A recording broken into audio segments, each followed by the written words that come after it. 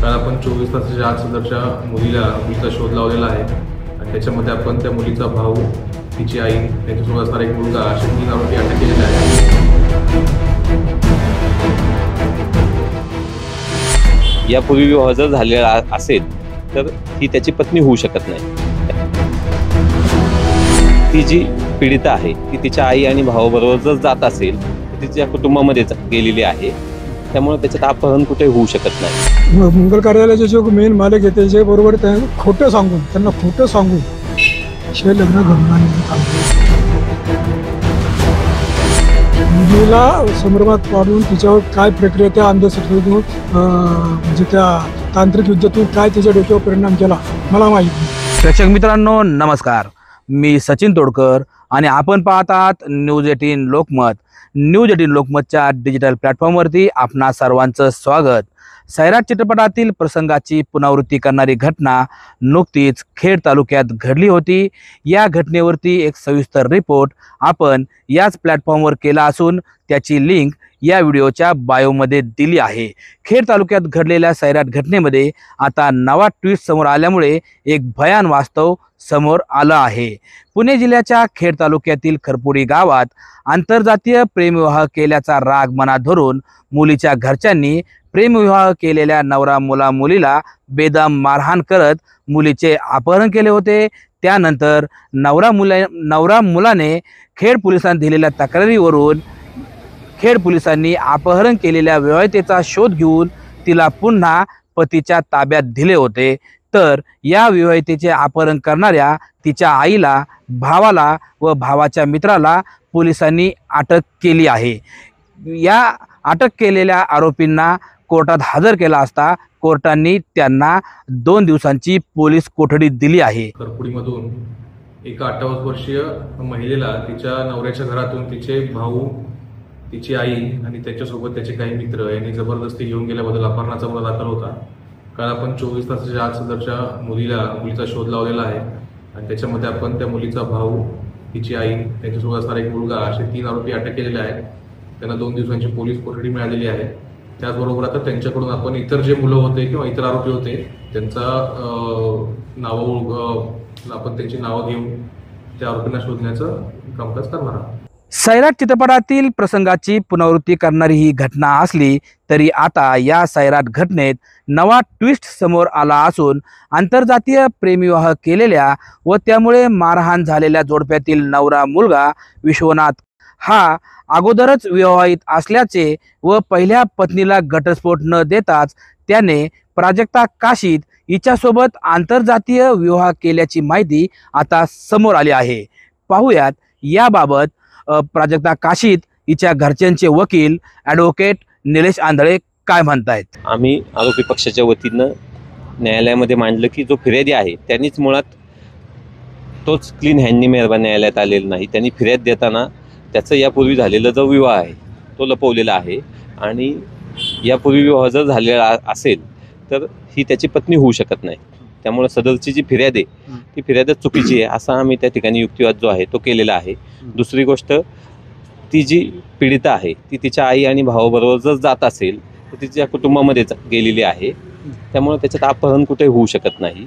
दुसरी गोष्ट, आपण जे व्हिडिओ काल माध्यमांमध्ये सगळीकडे पाहिले, सोशल माध्यमात असेल, प्रसार माध्यमांमध्ये असेल, तर ते जे व्हिडिओ आहेत त्याच्यामध्ये कुठेही मारहाणीसारखी घटना जी आहे ती दिसलेली नाही। पण आरोपीचे 2 लग्न झाले असं म्हणताय, मग ते लग्न संदर्भातलं काय थोडं ह्याच्या अनुषंगाने तपास होणं गरजेचं आहे। दुसरी गोष्ट, ह्याच्यामध्ये अपहरण झालं किंवा नाही झालं याबाबत सांगू कोण शकतं। ज्या पीडितेचं झालेलं आहे तिचा जबाब जो आहे तो मेहरबान न्यायालयासमोर येणं गरजेचं आहे। तिचं काय म्हणणं आहे ते आल्याशिवाय या केसचा सोक्षमोक्ष होणार नाही।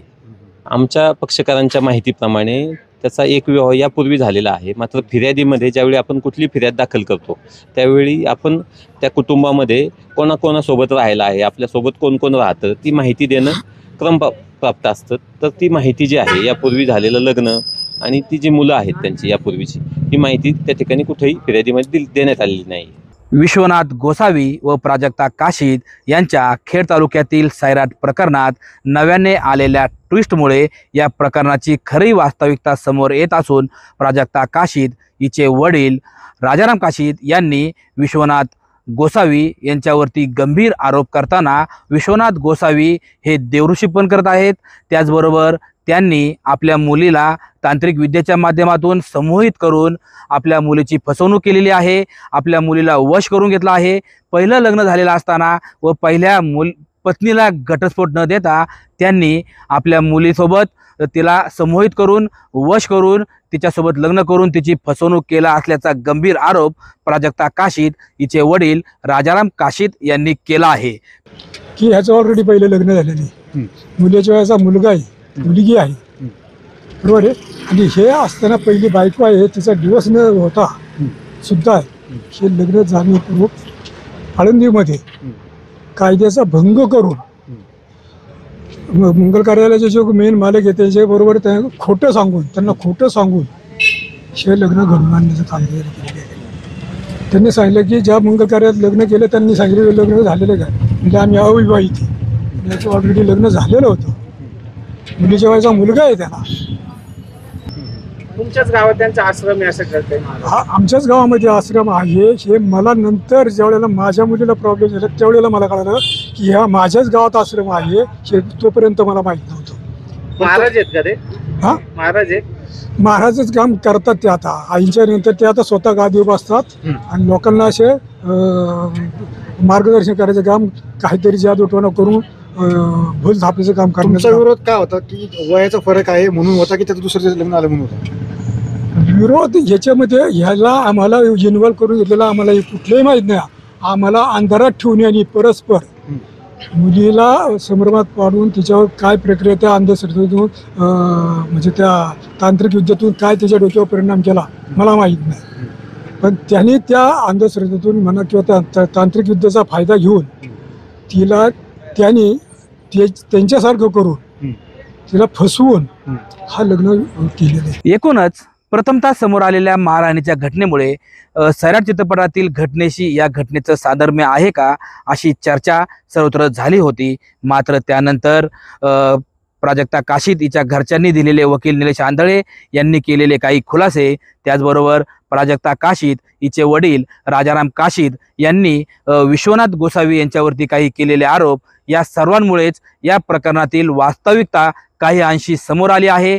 मात्र या सर्व बाबींवरती ज्यावेळेस प्राजक्ता काशीद स्वतः काही खुलासा करेल त्याच वेळेस या प्रकरणातील सर्व सत्यता बाहेर येणार आहे।